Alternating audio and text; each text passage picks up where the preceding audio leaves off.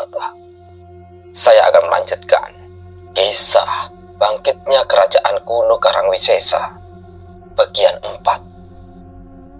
Gimana kelanjutannya? Langsung saja kita memasuki ceritanya. Malam itu, di dalam rumah kayu terdapat 2 perempuan dan 1 laki-laki. Mereka sedang duduk di kursi yang terbuat dari kayu.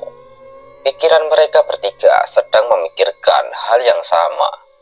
Tetapi pikiran mereka tiba-tiba dialihkan dengan kedatangan seorang nenek-nenek yang muncul dari arah belakang. Orang Jawa biasanya menyebutnya dengan kata pawon. Seorang nenek itu membawa nampan yang berisi kacang rebus. Lalu nenek itu menyuguhkan kacang rebus tersebut kepada ketiga pemuda itu.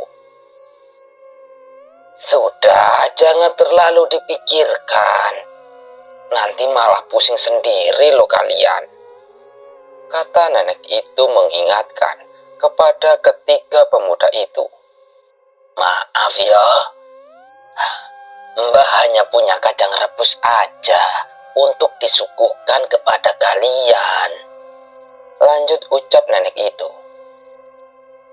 "Ya ampun Mbah, ini sudah sangat merepotkan sekali loh," balas salah satu wanita. Ketiga pemuda itu adalah Bambang, Putri, dan Dinda. Benar, mereka bertiga sedang berada di rumah simbahnya Bambang. "Tenang aja Put, simbahku ini petani kacang, jadi tidak usah khawatir merepotkan," sahut Bambang. "Gimana Le kabar ibumu?" ucap lagi neneknya Bambang. "Baik Mbah, ibu dan bapak sehat semuanya," kata Bambang yang tangannya sambil menyomot kacang rebus itu. "Mbah, Pak Likbara apa nggak ada di rumah?" tanya Bambang. Simbahnya Bambang kemudian duduk di dekatnya Bambang. Lalu dia mulai menjawab pertanyaan dari cucunya itu. "Pak Likmu sudah sangat lama tidak pulang ke rumah ini, Le. Dulu sebelum pergi dia pernah berkata jika dirinya ingin mencari kebenaran tentang leluhurnya," jelasnya. Sebenarnya simbahnya Bambang ini bukanlah simbah kandungnya, tetapi dialah yang telah merawat ibunya yang masih kecil dulu. Dan nama simbahnya Bambang ini adalah Mbah Gayatri. Bambang tidak mempermasalahkan itu semua. Yang Bambang tahu Mbah Gayatri adalah simbahnya. Malam itu mereka bertiga menginap di rumah Mbah Gayatri.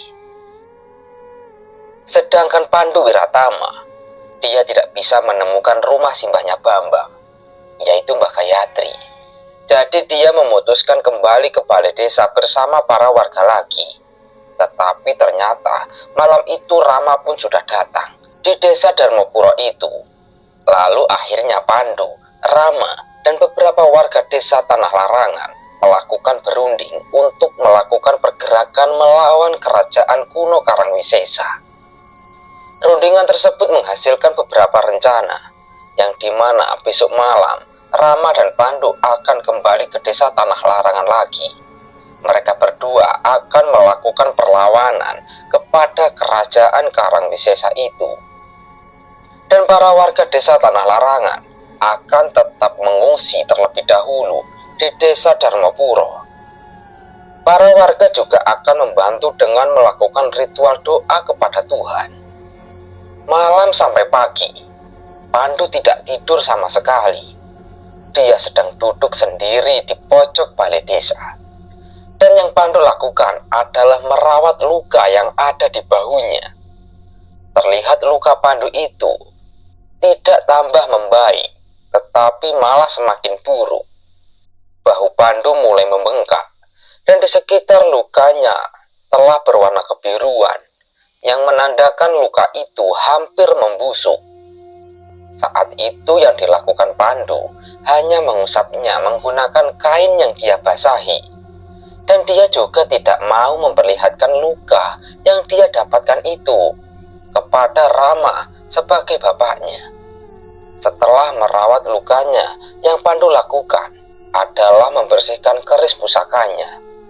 Pandu mulai mengeluarkan keris alengko dari warangkanya dan melepaskan gagang dari kerisnya juga. Lalu Pandu mulai mengelap bilah keris yang terdapat noda-noda darah.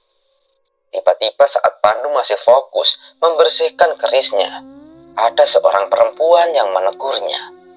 Perempuan itu adalah Putri. "Gimana?" ucap Putri yang tiba-tiba berada di samping Pandu. Pandu pun langsung kaget dengan kemunculan Putri itu. "Datang gak bilang-bilang loh, ngeri kaget wae," balas Pandu. "Maaf, kamu gimana? Tidak apa-apa kan?" tanya Putri lagi. "Ora popo, aman kok. Tadi malam aku mau nyariin kamu dan yang lainnya, tapi aku nggak tahu rumah simbahnya Bambang. Jadi aku balik lagi ke sini," jelas Pandu kepada Putri. "Oh iya Put, Bapak udah sampai sini loh. Sekarang Bapak ada di mana?" "Sepertinya sekarang masih mengobrol dengan Mbah Kromo dan Pak Danu." "Ya udah kalau begitu aku temui dulu Bapak ya," kata Putri berpamitan kepada Pandu. Lalu langsung melangkah meninggalkan Pandu yang masih sibuk dengan pusakanya itu. Tetapi Pandu kembali berucap lagi, menanyakan keberadaan Bambang dan Dinda. "Bambang dan Dinda ada di mana, Put?" teriak Pandu kepada Putri yang sudah agak jauh darinya.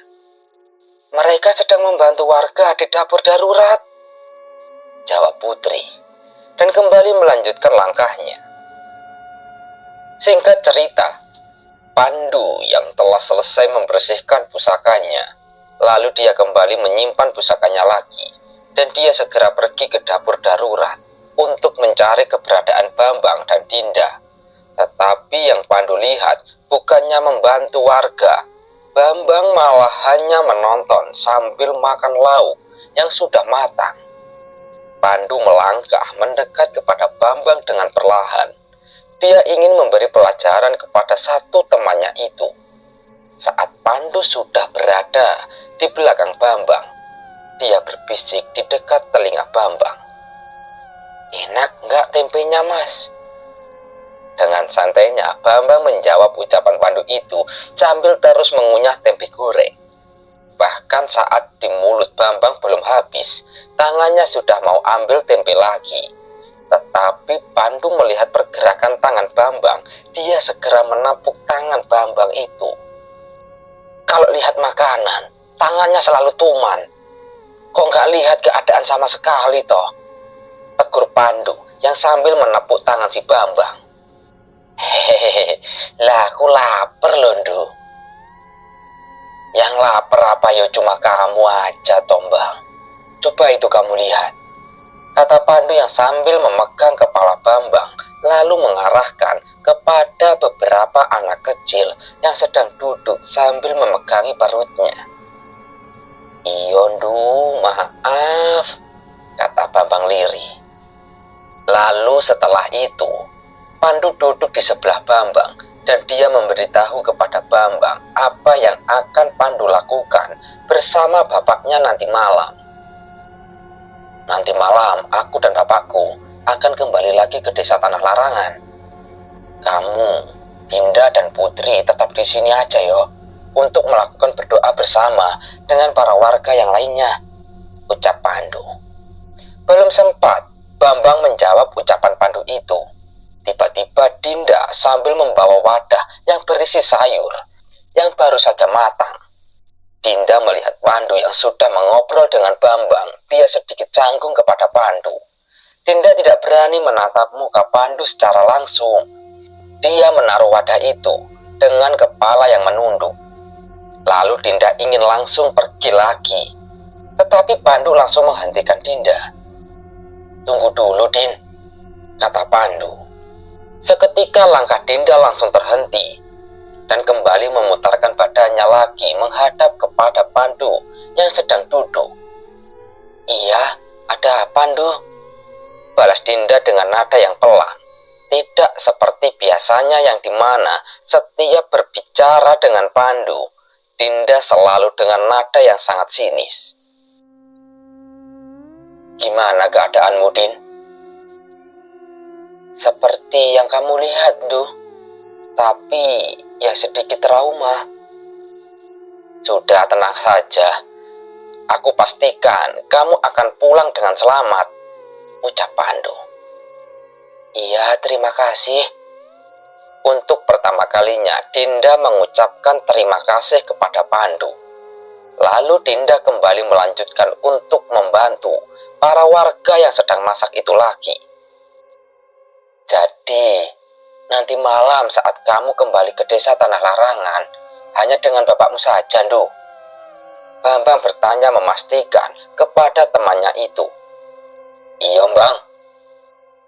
Pandu menjawab pertanyaan Bambang itu dengan ekspresi wajah yang aneh. Dia seperti sedang menahan rasa yang sangat sakit. Tetapi Bambang tidak memahami apa yang sedang Pandu rasakan. Dan Pandu merasa di lengannya ada sesuatu yang cair sedang mengalir. Saat Pandu raba, ternyata yang sedang mengalir itu adalah cairan merah. Mengetahui luka yang dia miliki kembali mengeluarkan darah, Pandu segera untuk pergi menghindar dari hadapan temannya itu, supaya tidak membuat Bambang menjadi khawatir kepadanya. "Ya wis, aku mau menemui bapakku dulu, Bang. Ingat, jangan nyemil makanan lagi loh."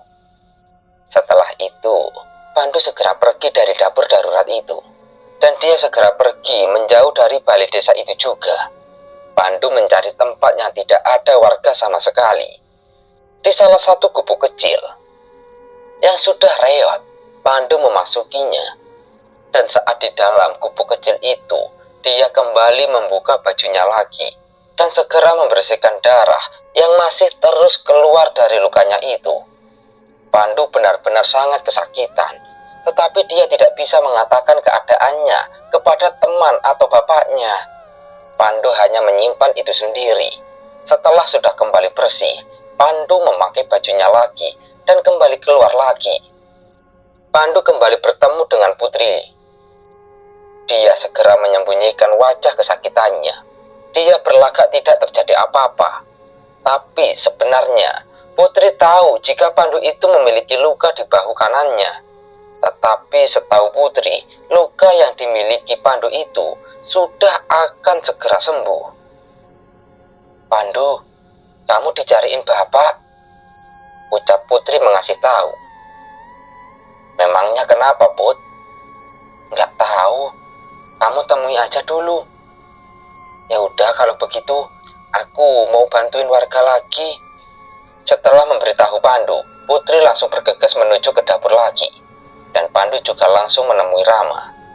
Tetapi saat Pandu melangkah, Putri kembali menoleh kepada Pandu dan melihat baju Pandu yang ada noda darahnya. Putri segera memanggil Pandu lagi. "Berhenti, Ndu!" Putri berteriak dan langsung berlari mendekat lagi kepada Pandu. "Ada apa lagi, Put?" "Kenapa ada noda darah di bajumu?" Putri bertanya dengan sangat khawatir. "Nggak apa-apa kok, ini noda darah yang kemarin." Pandu masih berusaha menutupi luka yang dia miliki. Tapi Putri tidak semudah itu untuk percaya. Karena sangat terlihat, noda darah di baju Pandu itu adalah noda baru. "Tidak, ini bukan noda darah lama. Aku sangat paham kalau itu noda darah baru," kata Putri kekeh. Saat itu juga Pandu tidak bisa mengelak lagi. Dan akhirnya dia berkata jujur kepada Putri. "Iya, Put. Luka yang kemarin belum sembuh.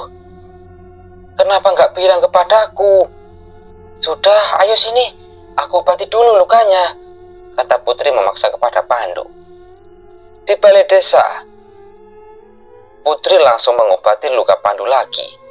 Tetapi saat Putri melihat lukanya Pandu, dia sangat terkejut. Karena luka Pandu sudah sangat parah. Luka itu sudah mengeluarkan bau yang sangat busuk. Saat mengobati, Putri menahan rasa mual. Dia tidak tahan dengan bau itu. kenapa lukanya bisa separah ini? Bukannya kemarin sudah mulai membaik, kata Putri terheran. Aku juga tidak tahu, Put. Padahal aku juga sudah berusaha untuk memulihkan luka ini, balas Pandu. Dan saat Putri masih sibuk merawat lukanya Pandu, tiba-tiba Rama datang dan menghampiri mereka berdua. Kenapa dengan bahumu, Le? Ucap Rama. Luka akibat melawan sosok prajurit Karanwisesa, Pak. Rama mengamati luka itu, tapi dia tidak melihat adanya energi hitam di luka tersebut. Karena Rama masih merasa jika luka yang didapat anaknya itu bukan luka biasa. Dia sendiri yang akan mengurus luka itu. Dok, tolong ambilkan Bapak air hangat, biar Bapak yang merawat lukanya Pandu, ucap Rama menyuruh Putri. Nggih, Pak. Jawab Putri yang langsung beranjak untuk mengambil air yang diminta oleh Rama. Lalu Rama segera menyentuh luka milik Pandu itu, dan dia mencoba untuk merasakannya.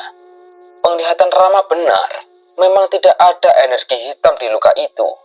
Tetapi luka itu terdapat racun yang begitu mematikan, dan racun itu sudah mulai menyebar di tubuh Pandu Wiratama. Kenapa nggak bilang sama Bapak kalau mendapat luka seperti ini? Rama sedikit kesal kepada anaknya itu, karena luka yang dia dapat. Maaf, Pak, Pandu kira hanya luka biasa saja. Prajurit kerajaan zaman dulu pasti memiliki senjata yang tidak dapat dilihat oleh mata. Contohnya, ya seperti lukamu ini, pasti ada racun di senjatanya. Saat Rama masih menunggu Putri mengambil air, tiba-tiba roh Tio muncul di dekat Rama. Ketika baru muncul, pandangan roh Tio menatap serius kepada Pandu. Kemunculan dari roh Tio membuat Pandu bingung dan bertanya-tanya, sosok roh laki-laki siapa itu? Pak, siapa roh laki-laki itu? Pandu bertanya kepada bapaknya. Karena dia belum pernah melihat Tio. Ini sahabat Bapak, dia yang selalu menemani Bapak dahulu. Aku ingat, apa dia yang bernama Tio, Pak? Iya, dialah teman Bapak yang Bapak maksud. Kemudian datanglah Putri sambil membawa ember kecil yang sudah berisi air hangat. Tetapi ternyata Putri tidak sendirian. Dia bersama dengan Dinda. Putri segera menyerahkan ember itu kepada bapak angkatnya itu. Tetapi sambil menerima ember tersebut, pandangan Rama langsung tertuju kepada Dinda. Loh, bukannya ini Dinda? Ucap Rama menegur Dinda. Iya, Pak, saya Dinda, temannya Pandu, jawab Dinda dengan sopan. Rama pun langsung beralih menatap kepada roh Tio. Sedangkan roh Tio yang merasa dirinya sedang diperhatikan oleh Rama, dia langsung menegur temannya itu. Ada apa, Ram? Kenapa tatapanmu seperti itu kepadaku? Tanya roh Tio yang hanya bisa didengarkan oleh Rama dan Pandu saja. Rama menjawab pertanyaan dari roh Tio dengan cara telepati. Apa kamu tidak mengetahui gadis yang bernama Dinda itu? Balas Rama lagi dengan pertanyaan kepada roh Tio. Seketika, Tio langsung menatap gadis yang bernama Dinda itu. Pertama kali dia melihat, roh Tio belum bisa merasakan siapa gadis itu sebenarnya. Tetapi lama-kelamaan, Tio seperti tidak asing dengan Dinda. Seolah Tio sedang melihat istrinya. Siapa dia, Ram? Tanya Tio lagi untuk memastikan siapa Dinda itu. Pandu yang juga mendengar ucapan Tio itu, dia langsung menyahutnya. Namanya Dinda Ayu. Dia temanku, dan ibunya dia adalah sahabat dari ibuku. Sahut Pandu yang juga menggunakan cara telepati. Jika ibu dari gadis itu adalah sahabat Mbak Sukma, berarti tidak salah lagi jika ibunya itu bernama Anika. Jika itu benar, berarti dia anakku, kata roh Tio dengan mata yang berkaca-kaca menahan tangis. Suasana hari itu tiba-tiba berubah menjadi sedih. Tetapi yang bisa merasakan kesedihan hanyalah Rama, Pandu, dan Roh Tio saja. Rama yang melihat roh sahabatnya itu bisa melihat keadaan anaknya. Dia sangat merasakan kesedihan itu. Dan Rama kembali berucap kepada Roh Tio, "Yo, apa kamu ingin berkomunikasi dengan anakmu?" "Benar, Pak Tio. Dan pastinya Dinda juga ingin bertemu dengan sosok bapaknya," sahut Pandu berkata. "Jika kamu ingin berkomunikasi dengannya, biar aku bantu untuk membuka mata batinnya," tambah Rama. Putri dan Dinda yang melihat ekspresi Rama dan Pandu berubah menjadi sedih. Mereka berdua bingung apa yang sedang mereka berdua rasakan. "Pak, kenapa Bapak sedih?" tanya Putri kepada Rama. "Enggak popon, Dok." "Dinda, apa kamu sudah pernah melihat wajah dari bapakmu?" tambah Rama. "Belum pernah sih, Pak. Soalnya ibu tidak pernah ngasih lihat foto bapak," jawab Dinda lirih. "Apa kamu mau melihat bapakmu?" tanya Rama lagi. Dengan perlahan Dinda mengangguk, dan Rama menaruh ember kecilnya yang dia pegang di dekat Pandu, dan dia langsung mendekati Dinda. Rama menyuruh Dinda untuk memejamkan matanya, dan tangan Rama dia letakkan di depan muka Dinda, tetapi tidak sampai menyentuh muka Dinda. Mulut Rama bergeming membacakan sesuatu. Tidak lama kemudian, Rama mengusap muka Dinda dan kembali menyuruhnya untuk membuka matanya lagi dengan perlahan. Setelah itu, Dinda merasakan ada perbedaan dengan penglihatannya. Awalnya Dinda belum menyadari jika ada sosok roh manusia di sekitarnya. Bahkan Dinda ngira Roh Tio itu adalah salah satu warga yang sedang mengungsi juga. Roh Tio terus-terusan memandang Dinda. Bahkan pandangannya tidak teralihkan sama sekali dengan apa yang sedang Roh Tio lakukan. Membuat Dinda merasa risih, karena dia tidak pernah ditatap oleh manusia sampai seperti itu. Dengan gemetar, Roh Tio mulai berucap, "Apa kabar, Ndok?" kata Roh Tio dengan begitu singkat. Dinda yang tidak mengenali Tio, dia merasa takut dan tidak menjawab pertanyaan dari Tio itu. "Kamu kenapa, Din?" tanya Putri yang bingung dengan gelagat Dinda yang juga tiba-tiba berubah. Rama mendekat kepada Dinda dan dia membisikkan sesuatu kepadanya. "Dia itu roh manusia, dan aku beritahu jika dia itu adalah bapakmu yang sudah meninggal. Coba tanyakan siapa namanya," kata Rama. Dengan kepala menunduk, Dinda mulai berkata, menjawab ucapan Roh Tio tadi. "Kabar saya baik, Pak. Memangnya Bapak ini siapa?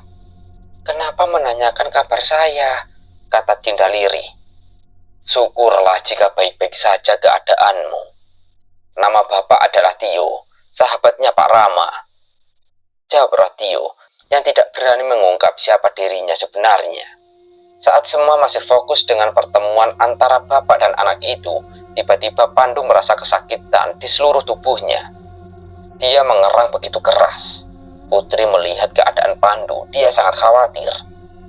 "Bapak, Pandu, Pak," kata Putri kepada Rama. Dan Rama pun langsung mendekat kepada Pandu. Dia segera membacakan beberapa doa, lalu meniup air di ember kecil itu. Dan Rama segera menuangkan air itu pada luka yang dimiliki Pandu. Aneh, benar-benar aneh. Bukannya merasa mendingan, tetapi rasa sakit yang Pandu rasakan malah bertambah. Luka yang tadinya sudah mau membusuk kembali mengeluarkan darah. "Tahan rasa sakitnya dan jangan bergerak," kata Rama kepada Pandu. Air itu terus Rama tuangkan dengan perlahan. Darah yang keluar semakin banyak. Pandu sudah tidak sanggup untuk menahan rasa sakit itu. Badannya bergetar hebat. Putri yang berada di samping Pandu berusaha untuk memegangi tubuh Pandu. Dan Pandu akhirnya tidak sadarkan diri. Tetapi Rama masih terus menuangkan air yang sudah dia beri doa itu hingga air dalam ember kecil itu habis. Dan setelah air habis, darah yang keluar juga berhenti. Lalu Rama kembali menyuruh Putri untuk mencari daun kelor. "Buat apa daun kelor, Pak?" tanya Putri. "Sudah, carikan dulu aja, Ndok." Lalu Putri segera pergi untuk mencari daun kelor. Dengan ditemani Dinda lagi. Tidak membutuhkan waktu yang lama, Putri dan Dinda sudah kembali lagi dengan membawa 2 tangkai daun kelor. Dan Putri segera menyerahkan kepada bapaknya. Daun kelor itu langsung Rama tumbuk dan ditempelkan pada luka di bahu Pandu itu. Kemudian tubuh Pandu direbahkan dengan posisi yang lebih baik. "Sudah, biarkan dulu. Nanti saat bangun pasti sudah mendingan," kata Rama. Saat Rama selesai mengobati luka anaknya itu, ternyata dia sudah tidak menemukan keberadaan roh Tio. Lalu tiba-tiba Dinda berbicara kepada Rama. "Pak, apa saya boleh berbicara sebentar?" "Boleh, monggo, Ndok." Putri tahu apa yang ingin Dinda bicarakan kepada Rama, dan dia memilih untuk meninggalkan Dinda supaya bisa berbicara dengan bebas. "Ya udah, Din, aku tinggal dulu ya," kata Putri. Dinda mengangguk. Lalu Rama mengajak Dinda ke tempat yang lebih tenang, dan Dinda mulai menanyakan siapa bapak yang bernama Tio itu. "Pak Rama, sebenarnya siapa bapak-bapak tadi itu? Kenapa namanya sama dengan nama bapak saya?" "Kamu masih belum juga menyadari apa yang aku katakan tadi?" "Belum, Pak. Maka dari itu saya tanyakan kepada Bapak untuk menjelaskan semuanya." "Dia itu bapakmu, Ndok. Dia meninggal karena sedang menyelamatkan nyawa ibumu dulu. Dan saat itu dirimu masih dalam kandungan." Dinda menanyakan banyak hal tentang bapaknya kepada Rama. Hingga tidak disadari, hari sudah sore. Lalu tiba-tiba telinga Rama mendengar ada teriakan yang sangat keras. Dan Rama langsung menyuruh Dinda untuk kembali ke balai desa lagi. Rama tidak asing dengan suara teriakan itu. Suara teriakan tersebut seperti tidak ada di tempat itu. Teriakan itu seperti suaranya Ki Wira. Geming Rama sendiri. Ada apa dengan Ki Wira? Tiba-tiba sekali roh Tio kembali muncul tepat di hadapan Rama. Ternyata menghilangnya Tio bukan tanpa sebab. Roh Tio sudah merasakan akan ada peristiwa yang akan terjadi di tempat lain. Jadi dia tadi menghilang begitu saja. Dan roh Tio memberitahu Rama apa yang Tio dapatkan. "Gawat, Ram. Kerajaan itu sudah mulai bergerak. Tadi aku melihat ada sosok prajurit yang sedang mengeksekusi seseorang," kata roh Tio memberitahu Rama. "Apa suara teriakan tadi?" "Benar, Ram. Tapi aku merasa teriakan itu bukan hanya teriakan saja. Seolah-olah orang itu sedang memberitahu seseorang," balas Tio. "Dan aku juga sempat dengar sosok prajurit itu menyebutkan nama dari orang yang dieksekusi itu," tambahnya. "Siapa nama orang itu, yo?" tanya Rama dengan ekspresi terkejut. "Wira Joyoningrat." "Bajingan," umpat Rama seketika. "Tidak usah menunggu nanti malam. Aku sekarang akan mendatangi tempat itu," ucap Rama yang langsung emosi. Tetapi Tio tidak membiarkan Rama untuk berangkat begitu saja. Karena keputusan yang diambil saat emosi akan membahayakan Rama sendiri. "Jangan gegabah, Ram. Kita juga harus ada persiapan jika untuk berperang. Ingat pesan dari istrimu," kata Tio mengingatkan Rama. "Kita tunggu Pandu sadar terlebih dahulu," tambahnya. Rama tidak bisa membantah perkataan Tio, dan dia hanya bisa menahan emosinya itu. Lalu dia kembali menuju ke balai desa Dharmapuro. Malam mulai datang, dan Pandu pun belum juga tersadarkan dari pingsannya. Rama sudah tidak sabar untuk mendatangi desa Tanah Larangan lagi. Sedangkan Tio terus berada di dekat Rama. Dia takut jika sahabatnya akan berangkat sendiri ke desa Tanah Larangan. Tetapi saat masih menunggu Pandu sadar, tiba-tiba di perbatasan desa Darmapuro dengan hutan terdengar suara benturan senjata. "Pak Rama, kapan warga harus mulai berdoa bersamanya, Pak?" tanya Pak Danu. "Sekarang sudah bisa dimulai, Pak," jawab Rama. Setelah menjawab, Rama pun langsung pergi menuju ke perbatasan desa. Dan pastinya Rama ditemani dengan roh Tio. Saat Rama berjalan, dia berpapasan dengan Putri, Bambang, dan Dinda. Mereka mau menuju ke rumah simbahnya Bambang. "Bapak mau kemana?" tanya Putri. "Mau menuju ke perbatasan desa, Nduk." "Sedangkan kalian mau kemana?" "Kami mau ke rumah simbah saya, Pak," jawab Bambang. "Kalian kembali saja ke balai desa dan ikut berdoa bersama dengan para warga. Dan kamu, Putri, tolong jaga Pandu," pesan Rama. Mereka bertiga tidak berani membantah perkataan dari Rama dan langsung kembali ke balai desa. Sedangkan Rama sendiri kembali melanjutkan langkahnya menuju ke perbatasan. Langkah Rama sangat tergesa-gesa. Dia merasakan sangat mencekam malam itu. Dan sesampainya Rama di perbatasan, dia langsung terkejut. Tidak hanya Rama saja, tetapi roh Tio juga begitu terkejut. Karena pemandangan yang mereka berdua lihat adalah pertarungan sosok prajurit kerajaan Karangwisesa dengan beberapa orang yang memakai pakaian serba hitam. Bukan hanya itu saja, pertarungan dari mereka begitu sangat intens.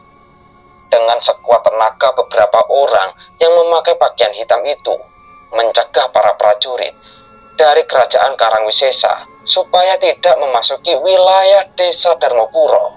"Tio, siapa orang-orang berpakaian hitam itu?" "Aku juga tidak tahu tentang mereka, Ram. Tetapi jika dilihat dengan cara bertarungnya, mereka sudah sangat terlatih," jawab Tio yang juga tidak mengetahuinya. Bukannya segera membantu, Rama malah hanya memperhatikan saja. Prajurit kerajaan Wisesa semakin lama semakin bertambah jumlahnya.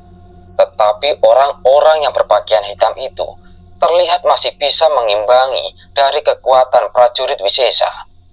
Dan tiba-tiba yang membuat Rama terkejut lagi. Dari arah hutan telah muncul dua sosok harimau yang begitu besar. Dua harimau itu langsung membantu orang-orang berpakaian hitam itu. Tiba-tiba salah satu orang ada yang terkena tusukan tombak dari prajurit Wisesa. Dan dia langsung terjatuh. Melihat itu, Rama segera menghampiri orang tersebut. Lalu Rama membantu orang itu. Luka yang didapat dari tusukan itu lumayan parah.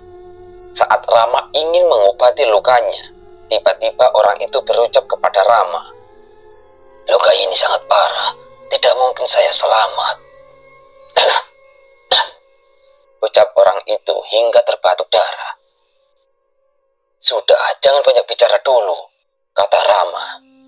"Tio, tolong bantu untuk mencegah prajurit-prajurit Wisesa itu," tambah Rama. Tio pun langsung melesat untuk membantu orang-orang yang berpakaian hitam itu. Karena jika prajurit Wisesa sampai memasuki desa Darmapuro, sudah pasti semua manusia yang ada di desa itu akan binasa. Sedangkan Rama masih terus berusaha untuk menyembuhkan luka dari orang yang terluka itu. Tetapi naasnya, luka yang dia dapat terlalu parah hingga dia banyak kehilangan cairan darah. Sebelum menghembuskan nafas terakhirnya, orang itu memberikan senjatanya kepada Rama. Dan dia berucap kepada Rama, "Tolong selamatkan desa saya dari para prajurit itu. Dan jika kamu menggunakan benda ini, semua teman-temanku akan menganggapmu sebagai pemimpinnya, yaitu seluruh pasukan dari pendekar bayangan akan mengikuti apa yang kamu ucapkan." Ucap terakhir orang tersebut kemudian menghembuskan nafas terakhirnya. Rama menaruh tubuh orang itu di tanah dan dia mulai berdiri lagi. Rama memandang senjata pedang kecil yang seperti pedang samurai. Pedang itu sudah berada di genggaman tangannya, seolah dia mengingat akan sesuatu yang pernah dia alami. Rama yang melihat prajurit dari Wisesa semakin banyak, dia langsung melesat untuk membantu pendekar bayangan mempertahankan. Saat Rama sudah mendekat dengan para prajurit itu, dia mengayunkan ke sana kemari pedang yang dia pegang. Untuk pertama kalinya Rama bertarung menggunakan sebuah pedang, tetapi Rama masih terlihat sangat menguasai keahlian pedangnya. Rama bertarung seperti orang yang sedang menari. Pedang itu sudah memenggal banyak sekali kepala prajurit dari kerajaan Karangwisesa. Pasukan kelompok bayangan melihat apa yang dilakukan Rama sangat terkejut. Tetapi dengan bantuan Rama, pasukan bayangan bisa menekan mundur prajurit Karangwisesa. Tetapi Rama tidak membiarkan mereka lolos dengan mudah. Rama akan terus mengejar para prajurit kerajaan Karangwisesa, dan dia memberitahu seluruh pendekar bayangan untuk tetap menjaga desa Dharmapuro, sedangkan dirinya akan memburu sosok-sosok yang berasal dari kerajaan Karangwisesa itu. Kalian semua tetap jaga desa ini, biar aku sendiri mengejar mereka, kata Rama. Tetapi ternyata Rama tidak sendirian. Sosok dua harimau, suruhan dari Kiwira dulu, mengikuti pergerakan Rama yang bergerak mengejar sosok-sosok prajurit dari kerajaan Wisesa. Dan pastinya Tio juga akan selalu bersama dengan Rama. Sedangkan pendekar bayangan, mereka tetap berada di perbatasan desa Dharmapuro dengan hutan. Satu orang yang sudah mati dibawa pergi oleh beberapa pendekar bayangan. Rama terus berlari sambil menggenggam pedang milik salah satu pendekar bayangan. Para prajurit Karangwisesa tidak ada yang mau berhenti sampai mereka memasuki wilayah desa Tanah Larangan. Setelah memasukinya, barulah para prajurit itu membentuk lingkaran tempat untuk mengepung Rama dan dua harimau suruhan Kiwira. Tetapi rencana para prajurit itu telah gagal total, karena saat Rama memasuki lingkaran itu, bukannya berhenti, tetapi Rama langsung menebas leher prajurit-prajurit itu satu persatu. Satu kata saja yang diucapkan oleh Rama. Mati, mati. Hanya satu kata itu saja yang selalu Rama ucapkan berkali-kali. Bahkan Tio yang melihat Rama seperti itu, dia tidak percaya. Sambil terus mengayunkan pedang yang Rama pegang, Tio berusaha menyadarkan Rama. Rama, tahan dirimu, jangan sia-siakan tenagamu, ucap Tio mengingatkan. Karena yang dikira Tio, jika Rama dalam kondisi di luar kesadarannya. Tetapi ternyata kesadaran Rama masih sangat aman sekali. Bahkan dengan terus bertarung, Rama masih bisa mendengar dan menjawab ucapan Tio dengan sangat lancar. Tenang saja, aku masih bisa mengontrol diriku, Rama menjawab perkataan Tio. Tanpa menghentikan serangannya kepada prajurit-prajurit itu. Tetapi tiba-tiba ada suatu benda yang dilemparkan oleh salah satu sosok ke arah Rama. Dan benda itulah yang membuat pergerakan Rama terhenti seketika. Benda itu adalah kepala manusia. Rama pun tahu itu kepala siapa. Kiwira, kata Rama lirih sambil memandangi kepala tersebut yang tergeletak di atas tanah. Bajingan, siapa yang berani memenggal kepala Kiwira? Rama sangat kesal melihat itu. Tetapi dia tidak menemukan sosok yang sudah melemparkan kepala Kiwira tersebut. Prajurit-prajurit kerajaan Karangwisesa tidak kunjung habis. Padahal Rama sudah banyak sekali menghabisi prajurit-prajurit itu. Rama ingin kembali menyerang, tetapi langkahnya dihentikan oleh roh Tio. Cukup Ram, kamu jangan bergerak dulu, ini jebakan. Sekali lagi Tio kembali memperingatkan Rama. Langkah Rama kembali terhenti. Dan dia mencoba membaca situasi di tempat itu. Dan benar saja, dua harimau suruhan Kiwira sudah tidak terlihat di tempat itu. Dan hanya menyisakan Rama dan roh Tio saja. Ternyata roh manusia itu sudah menyadarinya. Terdengar suara yang keras, tetapi Rama dan Ratio tidak melihat sosok yang berucap itu. Karena di desa Tanah Larangan sudah penuh dengan pasukan besar prajurit dari kerajaan Karangwisesa. Bunuh dia. Terdengar satu perintah kepada prajurit kerajaan untuk membunuh Rama. Pertarungan kembali terjadi. Kali ini Rama tidak akan menahan dirinya lagi.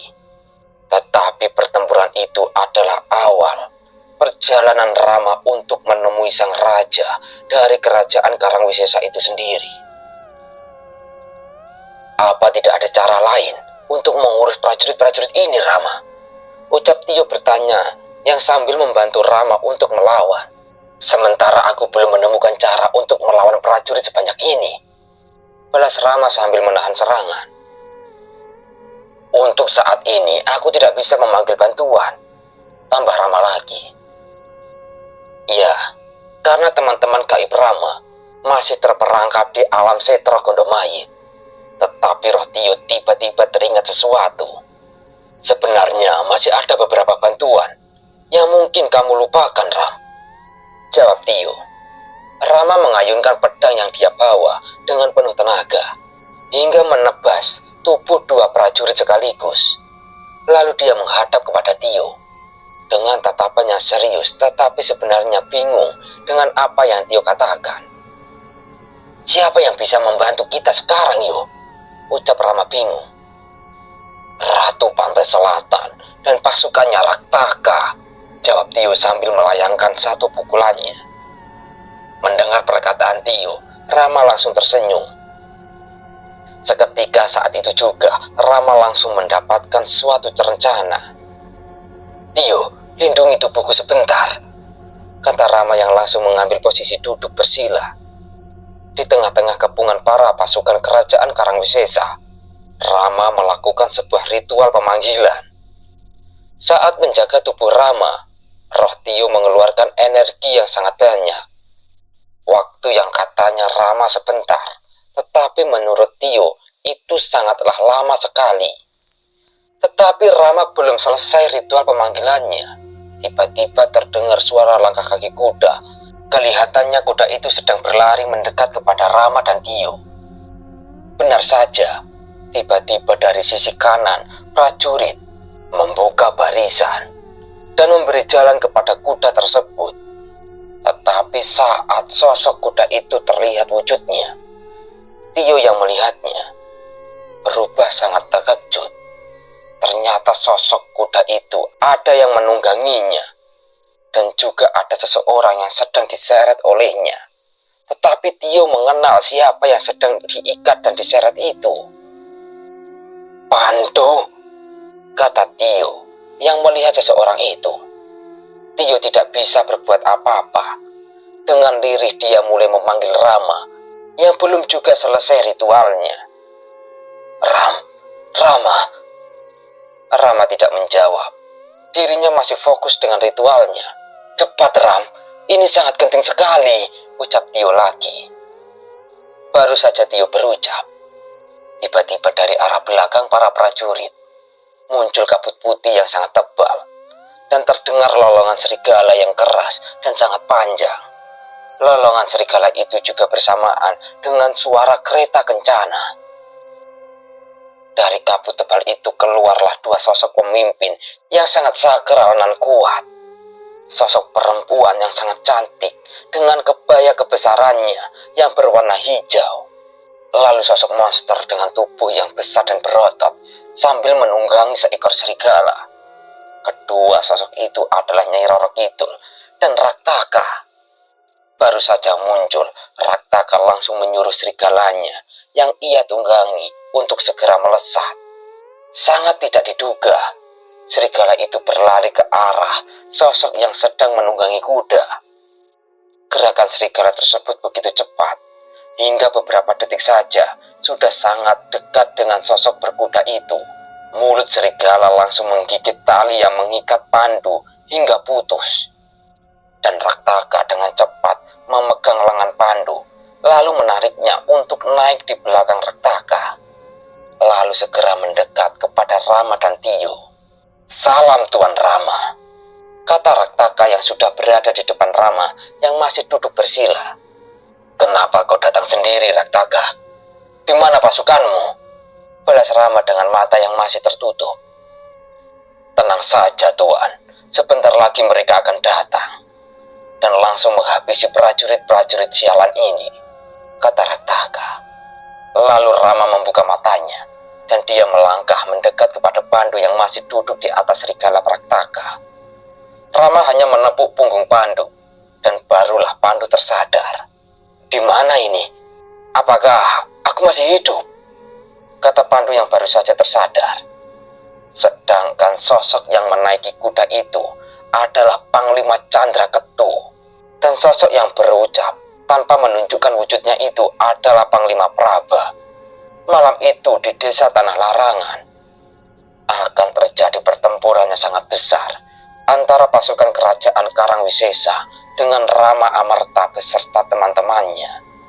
Panglima Candraketu sangat murka karena Pandu direbut oleh Raktaka begitu saja. "Kalian semua akan binasa malam ini," teriak Panglima Candraketu menggelegar. Mendengar teriakan dari Panglima Candra, para prajurit kerajaan Karangwisesa begitu ketakutan. Seberapa besar pertempuran itu akan terjadi? Apakah akan seperti tragedi perang Lalaku Jagat dulu? Dan apakah Rama sama Pandu akan berhasil mencapai pusat dari kerajaan Karangwisesa? Karena sosok pembimbing Rama dan Pandu, yaitu Ki Wira, sudah terpenggal kepalanya. Nasib alam manusia berada di pundak Rama dan Pandu. Bersambung. Sekian. Saya Pandu Amerta, pamit undur diri.